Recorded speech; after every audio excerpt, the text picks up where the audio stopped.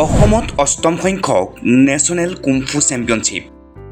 প্ৰায় 15খন ৰাজ্যৰ 1200 খেলুৱৈৰ সমাৱেশ অসমৰ 300 খেলুৱৈৰ যোগদান উত্থপ লাগিছে গুৱাহাটীৰ আৰজি বৰুৱা ক্ৰীড়া প্ৰকল্পৰ দেশভক্ত তৰুণ ফুকন ইনডোৰ ষ্টেডিয়াম অষ্টম সংখ্যক নেশ্যনেল কুমফু চেম্পিয়নশ্বিপ এইবাৰ অসমত অনুষ্ঠিত হৈছে অসম কুমফু এছ'চিয়েশ্যনে প্ৰথমবাৰৰ বাবে আয়োজন কৰিছে এই নেশ্যনেল চেম্পিয়নশ্বিপ এই প্ৰতিযোগিতাত ভাৰতবৰ্ষৰ প্ৰায় 15খন ৰাজ্যৰ মুঠ 1200 খেলুৱৈ কৰিলে যোগদান 25 মে শনিবাৰৰ পৰা আৰম্ভ হোৱা প্ৰতিযোগিতাখন সামৰণি পৰিব 27 মে সোমবাৰে জুনিয়ৰ সাব জুনিয়ৰ সিনিয়ৰ শাখাত অনুষ্ঠিত হৈছে এই চেম্পিয়নশ্বিপ গুৱাহাটী ৰাধা গোবিন্দ বৰুৱা ক্ৰীড়া প্ৰকল্পৰ দেশভক্ত তৰুণ ফুকন ইনডোৰ ষ্টেডিয়ামত অনুষ্ঠিত হৈছে এই প্ৰতিযোগিতা অসমৰ 300 খেলুৱৈ কৰিলে যোগদান নৱপ্ৰজন্মৰ মাজত সুস্থ শৰীৰৰ লগতে সুস্থ মানসিক গঢ় মূল উদ্দেশ্য বুলি জনালে অসম কুমফু এছ'চিয়েশ্যনৰ উপদেষ্টা ৰতন সিঙে কুমফু সন্থাৰ উদ্যোগত অষ্টম বাৰ্ষিক ৰাষ্ট্ৰীয় প্ৰথমবাৰৰ কাৰণে অসমত আমি আয়োজন কৰিছোঁ যিহেতু আমাক অল ইণ্ডিয়া কুমফু ফেডাৰেশ্যনে আমাক অনুমতি দিছে আমি অতি আনন্দৰে কওঁ এই অসমৰ কাৰণে গৌৰৱৰ কথা আৰু ইতিমধ্যে আমাৰ মাজত প্ৰায় 15খন ৰাজ্যৰ পৰা 1200 ছাত্ৰ ছাত্ৰীয়ে ইয়াত অংশগ্ৰহণ কৰিছে যোৱাকালি 25 তাৰিখৰ পৰা 27 তাৰিখলৈ 3দিনীয়া কাৰ্যসূচীৰে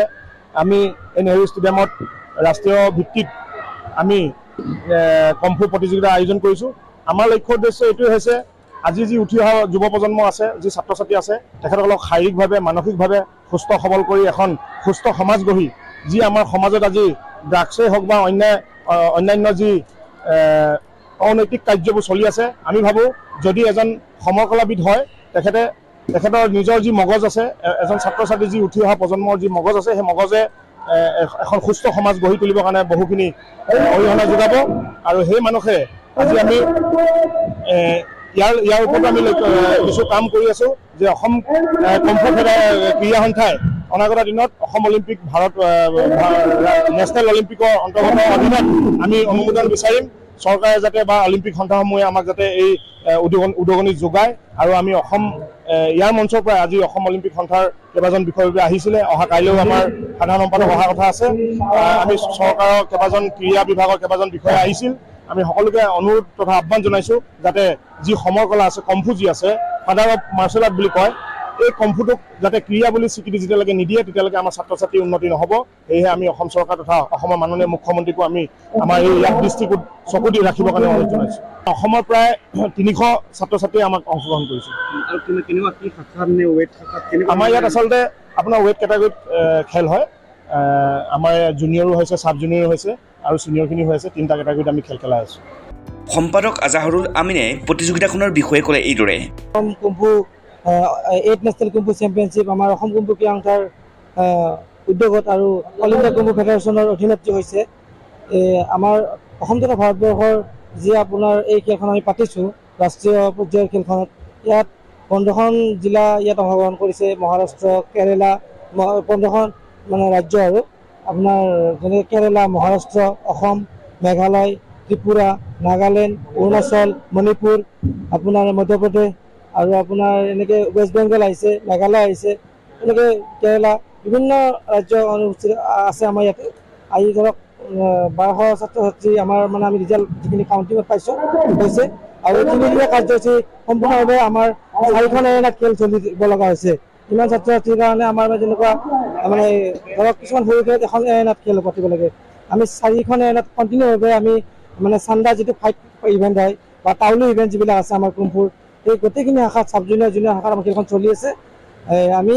অসম কুমফু ক্ৰীড়া সন্থাৰ এইটোৱে উদ্দেশ্য যে অসম তথা ভাৰতবৰ্ষত আমি সমৰ কলাৰ যিটো মানে স্পৃহা বা সমৰ কলা কিয় জইন কৰিব লাগে যে আমাৰ অলপ আগতে আমাৰ এডভাইজাৰ ডাঙৰীয়া কৈছে যে ড্ৰাগছৰ পৰা ছাত্ৰ ছাত্ৰী বচাবৰ কাৰণে বা ভাল মানে এজন মানুহ হ'বলৈ ভাল লিডাৰশ্বিপ হ'বলৈ এজন ভাল মানে লিডাৰ পাৰ্চন হ'বৰ কাৰণে এই সমৰ কলাত মানে জড়িত হ'ব লাগে সকলোৱে আহ্বান জনাইছোঁ মই অসম তথা ভাৰতবৰ্ষৰ সকলোকে কাৰণ ইয়াতে বিভিন্ন কলা কৌশল আমাৰ শিকোৱা হয় বিভিন্ন ধৰক যেনেকুৱা মনোবল শাৰীৰিক মানসিক গোটেইখিনি বস্তু ইয়াত আয়ত্ব কৰিব পাৰি গতিকে আমি এই খেলখন পাতি বহুত মানে উৎসাহিত বহুত সফল হৈছোঁ মানে ভাল লাগিছে আমাৰ বিভিন্ন ৰাজ্যৰ পৰা আমাৰ অসম কুমফু ক্ৰীড়া সন্থাৰ প্ৰতিজন বিষয়ববীয়া উপস্থিত থকাৰ লগতে বহিৰাজ্যৰ যি আপোনাৰ বিষয়ববীয়াসকল আমাৰ অল ইণ্ডিয়া কুমফু ফেডাৰেশ্যনৰ সভাপতি লামা ছাৰ আহিছে নৰেন সিং ছাৰ শান্তি কুমাৰ ছাৰ শিপু জয়ন্ত আমি নাগালেণ্ডৰ পৰা এনেকৈ গ্ৰেণ্ড মাষ্টাৰসকল গোটেইখিনি MC দিলীপ ছাৰ কেৰালাৰ পৰা আছে। তো আপোনাৰ গোটেই গ্ৰেণ্ড মাষ্টাৰখিনি আৰু অসম কুম্ভ জড়িত হৈ আছে। এই তাৰিখৰ পৰা আৰম্ভ হৈছে আৰু কেতিয়া শেষ হ'ব আৰু সামৰণি অনুষ্ঠানত আপোনালোকে কেনেকুৱা আয়োজন কৰিছে? আমাৰ যোৱাকালিৰ পৰা আমাৰ খেল আৰম্ভ হৈছে। যোৱাকালি খেল হৈছে, আজিও হ'ল আৰু অহাকালি আমাৰ সমাপ্তি হ'ব। আৰু সামৰণি অনুষ্ঠান আমি বঁটা বিতৰণি কেনেকুৱা কৰিছোঁ, যিবিলাক ৰিজাল্ট ওলাই গৈছে আমি বঁটা বিতৰণি আমি ওলোৱাৰ পিছতে আমি বঁটা বিতৰণ কৰি দিছোঁ। যেন ধৰক মানে কষ্ট নাপাই ৰৈ থাকিব নালাগে, সুন্দৰ এটা আমি মানে যিটো অলিম্পিক ৰুল সেনেকুৱা ৰুলত আমি কৰিছোঁ। আৰু অহাকালি আমাৰ যিটো আমাৰ বঁটা বিতৰণি আছে আৰু গেষ্টসকল আছে, তেখেতসকলক আমি আদৰণি আমি জনাম বা যিখিনি আমি মানে প্ৰচাৰ আৰু প্ৰসাৰ আছে সেইখিনি আমি সকলোখিনি আমি কালি কাৰ্যসূচী আমাৰ কাইলৈ থাকিব। লগতে কুম্ফু সন্থাৰ উপসভাপতি উজ্জ্বল বসুমতাৰীয়ে অসম কুম্ফু এছ'চিয়েশ্যনক অসম চৰকাৰৰ সহযোগিতা বিচাৰি ক'লে এনেকৈ। চাওক, আজি অসম কুম্ফু স্পৰ্টছ এছ'চিয়েশ্যনৰ যোগেদি গোটেই অসমৰ যিবিলাক কণ কণ ল'ৰা ছোৱালী আছে, এই ল'ৰা ছোৱালীখিনিক আমি প্ৰতিটো ডিষ্ট্ৰিক্টতে প্ৰতিটো মানে ষ্টেটত আমি কেনেকৈ ল'ৰা ছোৱালীখিনিক শৰীৰ চৰ্চা দেখুৱাই তেওঁলোকক স্বাস্থ্যৰ প্ৰতি লক্ষ্য ৰাখি আৰু ভৱিষ্যতে যাতে তেওঁলোকে এই খেলৰ যোগেদি যাতে অসমৰ সুনাম কঢ়িয়াই আনিব পাৰে, তাৰ প্ৰতি আমি অসম কুম্ফু স্পৰ্টছ এছ'চিয়েশ্যনে অহৰহ লাগি আছোঁ। আৰু এই এছ'চিয়েশ্যনত যাতে মই ইয়াৰ পৰাই এই খেলৰ পৰাই আমাৰ মুখ্যমন্ত্ৰী ডাঙৰীয়া আৰু স্পৰ্টছ মিনিষ্টাৰ তেখেতলোকক অনুৰোধ কৰোঁ যে তেখেতলোকে যাতে অসম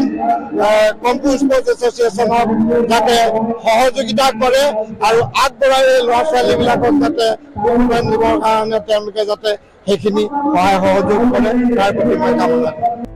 ক্ৰীড়াপ্ৰেমীয়ে আশা কৰিছে কুম্ফু ক্ৰীড়াৰ জৰিয়তে সমৰ কলাৰ খেলুৱৈসকল আগবাঢ়ি যাব। এই ক্ৰীড়াৰ জৰিয়তে শাৰীৰিক আৰু মানসিক বিকাশ হ'ব। ভিডিঅ' জাৰ্নেলিষ্ট ধ্ৰুৱৰ সৈতে ভাৰ্গৱ বৰাৰ প্ৰতিবেদন, অলিম্পিয়া স্পৰ্টছ।